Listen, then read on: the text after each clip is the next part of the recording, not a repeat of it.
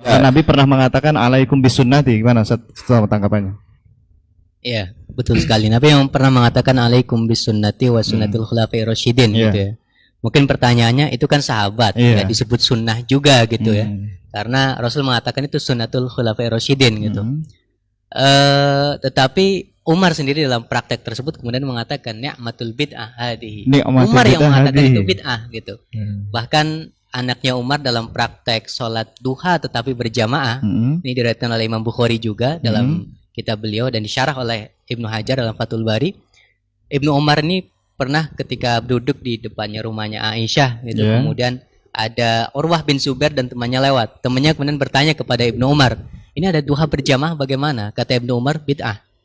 Wa ni'matul bid'ah. Salat duha berjamaah di masa sahabat. Di masa sahabat. Dikatakan Ibnu Umar sebagai bid'ah. Sebagai bid'ah. Tetapi wa ni'matul bid'ah. Tapi itu sebaik-baik bid'ah gitu. Itu bid'ah sahabat yang nikmat gitu. Bid'ah yang nikmat. Wa ni'matul bid'ah.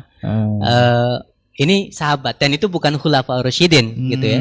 Seorang Ibnu Umar kan bukan khalifah gitu. Tetapi juga melakukan satu istilah yang ada di dalam agama menyebut itu sebagai bid'ah dan itu sebuah sholat ibadah gitu, ritual yang tentu seharusnya kalau menggunakan satu konsep tidak boleh melakukan hal yang baru ya tidak diperbolehkan. Tetapi kata Ibnu Umar, wa ni'matul bid'ah, itu sebaik-baik bid'ah gitu. Bahkan ada sahabat juga katanya pernah membuat sebuah zikir di dalam sholat. Betul juga. Ada juga. Bukan hanya Khulafaur Rasyidin atau Ibnu Umar gitu ya. Ada sahabat yang lain yang dalam sholat suatu saat ketika bermakmum kepada Rasul Shallallahu Alaihi Wasallam di iktidal setelah mengucapkan Rabbana walakal hamd, dia mengatakan hamdan katsiran thayyiban mubarakan fih gitu. Padahal itu belum pernah diajarkan sama sekali oleh Rasul. Nabi nggak pernah ngajarin doa itu. Nggak pernah mengajarkan gitu. Kemudian setelah salam Rasul bertanya, manil mutakallim? Tadi saya dengar nih, siapa yang mengucapkan Rabbana hamdan katsiran thayyiban mubarakan fih gitu. Kemudian sahabat itu menjawab, saya ya Rasul sallallahu alaihi wasallam. Tadi saya lihat ada sekian banyak malaikat gitu ya berebut untuk mencatat kalimat tersebut. Berarti sahabat ini melakukan ihdath ini, Ustaz. Melakukan perbuatan yang baru ini. Betul. Gimana nih? Berarti boleh dong?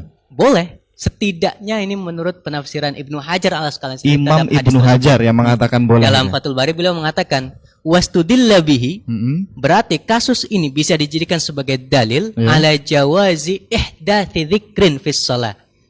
Ghairi ma'thur. Dalam kitab apa Ustaz? Dalam Fathul Bari. Fathul Bari. Kata Ibnu Hajar, hadis ini, kasus ini bisa dijadikan sebagai dalil untuk membolehkan ihdatsu dzikrin, membuat sesuatu yang baru, dalam hal ini adalah zikir, ghairu ma'thur, yang tidak maksur, dan itu di dalam sholat. Di dalam sholat ya. Artinya Nabi tidak mengajarkan bacaan sholat itu, tapi dikarang sendiri. Dan oleh Ibnu Hajar disebut sebagai ihdath. Nah itu sesuatu yang ihdath, sesuatu yang baru yang tadi. Kan padahal harusnya kan begini, shollu kama ra'aitumuni usolli. Sholatlah kamu sebagaimana kamu melihat aku sholat. Jadi bacaan ini nih ada hadisnya enggak? Enggak ada, berarti bid'ah kan gitu kan. Ternyata enggak gitu. Makanya kalau kita ditanya sujud sahwi itu bacaannya apa? Subhana man la yanamu wa la yasu. Hadisnya mana? Enggak ada. Ngarang dong berarti. Iya. Kok boleh? Lah itu dia dalilnya ya. Ala jawazi ihdathi dzikrin gitu. Iya. Dalam sebagaimana juga sujud tilawah. Sujud tilawah itu kita baca apa coba waktu lagi sujud tilawah? Sujud tilawah. Sajada wajhiya lilladzi khalaqahu dan seterusnya. Iya, itu ada hadisnya enggak begitu? Ya kan? Doa kunut. Allahumma hdina fiman hadait wa afina fiman afait wa tawallana fiman tawallait wa barik lana. Itu ada hadisnya enggak? Begitu kan? Bahkan kalau Imam Sudais di Mekah itu kunutnya bid'ah banget. 20 menit kunut itu ngarang sendiri. Kunut apa nih? Bukan subuh, dia kunut witir. Karena mereka itu kan mazhab Hambali itu mensunnahkan kalau dalam semua salat witir, baik di bulan Ramadan atau di luar bulan Ramadan, pokoknya witir itu harus ada kunutnya.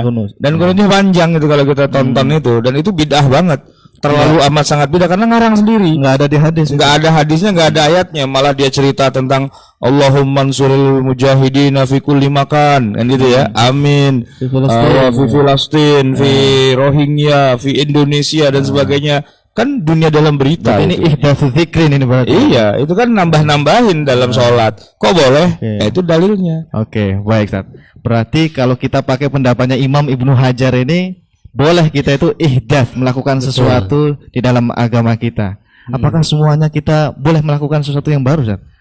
Yes, tentu tidak asal membuat sesuatu yang baru gitu ya. Ada syarat-syaratnya, kaidahnya. Tadi kan ini Ibnu Hajar gitu ya. Yeah. Mungkin itu kan Ibnu Hajar Syafi'i. Yeah. Karena Imam Syafi'i mungkin ada yang belum gitu. nggak percaya dengan Ibnu Hajar ya. Akidahnya begini begitu dan seterusnya. Ya, kita serahkan saja misalnya kepada ulama yang lain yang bermadzhab Hambali, Ibnu Taimiyah misalnya gitu. Imam Ibnu Taimiyah. Betul. Dari Kebetulan ini saya bawa kitabnya tadi saya dari Perpus di Rumah Fikih Indonesia itu kan.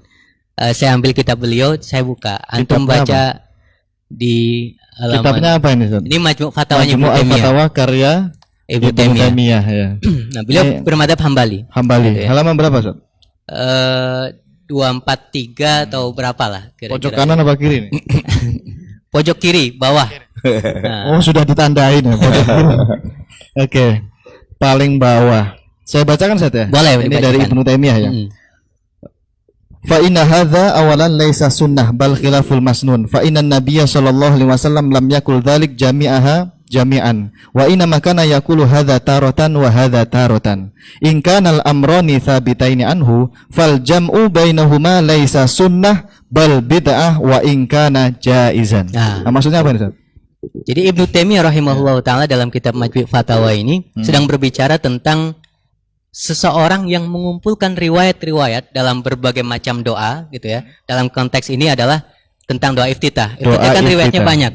Kalau orang NU biasanya kan apalnya Allahu Akbar kabiro gitu ya. Ada wajah itu digabungkan itu. Allahu Akbar kabiro itu satu riwayat, wajah wajah di riwayat yang lain. Dua hadis yang berbeda ya. Pak Rasul sallallahu alaihi wasallam tidak pernah menggabungkan sama sekali.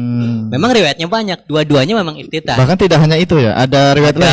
Allahumma sekitar 10, 11, ya. 12-an riwayat. Allahumma ba'ini gitu ya. Misalnya teman-teman dari Muhammadiyah ini hafal sekali kalau yang doa ini misalnya. Nah, tapi kemudian apakah menggabungkan dua riwayat, tiga riwayat atau berapa riwayat ini dalam satu sholat itu diperbolehkan atau tidak? Kalau Imam Nawawi, kita Syafi'iyah rata-rata menggabungkan karena Imam Nawawi mengatakan boleh digabungkan. Boleh digabungkan. Tapi menurut Ibnu Taimiyah seperti yang tadi antum baca itu, walaupun memang ada dari hadis Nabi Shallallahu Alaihi Wasallam, gitu ya, riwayat-riwayat tersebut, tetapi menggabungkannya tidak ada. Fal jam'u bainahuma laisa bisunnah ya. Iya. Menggabungkannya bukan sunnah. Nah, tetapi walaupun bukan sunnah, bahkan itu bertentangan dengan sunnah, bal bid'ah ya. Bahkan itu bisa disebut sebagai bid'ah, wa in kana jaizan, walaupun boleh gitu. Beliau bilang bid'ah tapi boleh dilakukan gitu ya. Nah, bid'ah kan kalimatnya blunder berarti ya. Beliau bilang bal bid'ah ya kan. Fal jam'u bainahuma laisa sunnah. Menggabungkan doa iftitah dari hadis ini dengan doa iftitah dari hadis itu gitu kan, itu kan menggabung gitu ya. Bainahuma laisa sunnah, bukan sunnah bal bid'ah, bahkan itu bid'ah, tapi itu bid'ah. Wa in kana jaizan, walaupun boleh. Kok bid'ah kok boleh? Nah gitu, berarti nggak apa-apa bid'ah ya. Berarti kan mirip seperti yang disimpulkan oleh Ibnu Hajar tadi. Jawazu ihdats dzikrin. Boleh berbuat ihdaats di dalam salat. Bid'ah itu. Gitu. Dan ini katakan Ibnu Taimiyah itu bid'ah. Wa in kana jaizan, walaupun boleh dilakukan gitu. Sehingga istilah bid'ah itu tidak otomatis pasti sesatnya. Betul. Kenapa? Karena Ibnu Taimiyah mengatakan bal bid'ah wa in kana jaizan. Hukumnya bid'ah, tapi boleh. Nah, berarti kan bid'ah itu tidak selalu tidak boleh. Ini bid'ah di sini. Ini Taimiyah yang ngomong, bukan kita. Hajar, ya? Bukan Ibnu Hajar, bukan orang NU lah, ini orang Wahabi lah gitu kira-kira kan.